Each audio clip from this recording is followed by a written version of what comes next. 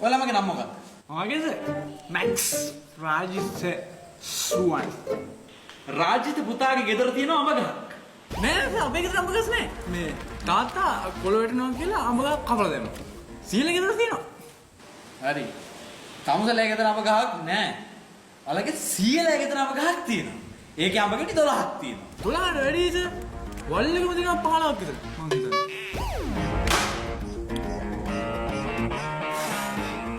ගහේ අඹ ගෙඩි ඉතුරු ඒ තිබ්බු ඔක්කොම වලු හැලිලා. අවසානට ඉතුරුනේ අඹ ගෙඩි 12යි. හොඳේ?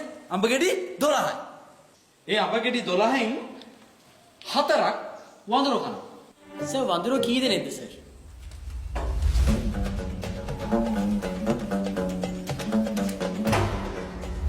වඳුරු කීයක් වුණත් මොකද? වඳුරු ගන්න වැඩක් නැහැනේ.